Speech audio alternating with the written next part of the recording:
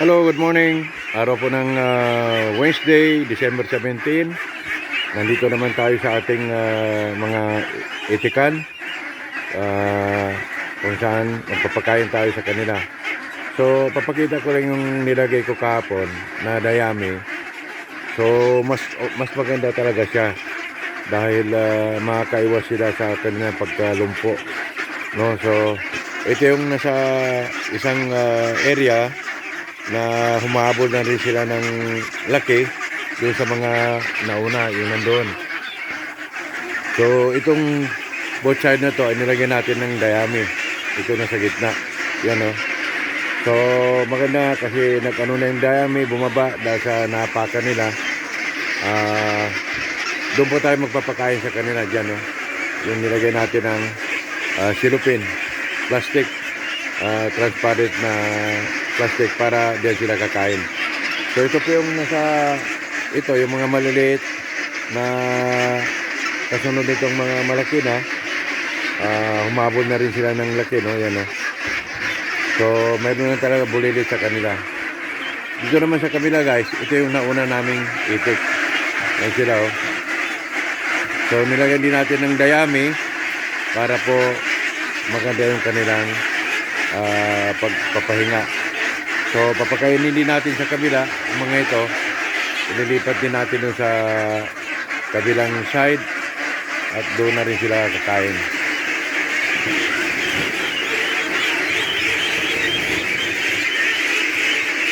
Ito, wala naman ginagawa sa inyo, oy! So, bubuksan natin itong para kakain na sila. Ayan, magagawa naman ngayon. Yan, labas na, labas. Tayo na. Uy, tayo na kayo. Yan, o. Uy, man. Uy. Uy, wala naman sila sa inyo. Oh. Yan, o. Yan sila, o. Magagawan. Ugali talaga ng mga itik na tumakbo ka para sa buhay mo. So isasara natin ito para hindi na po sila makalabas. Mamaya-maya na natin bubuksan para pabalikin sila dito. So yan po yung kanina. So lipat na naman tayo sa kabila. Kukunin ko lang yun para po lagyan natin ng tubig. Hindi na sila mapakali. So once na binuksan mo itong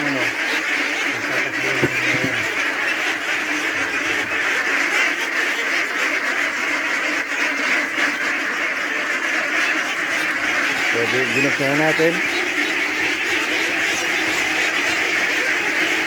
Ayun na. Okay, bilis. Kaya na kayo makain. Kaya po na din sa kabila.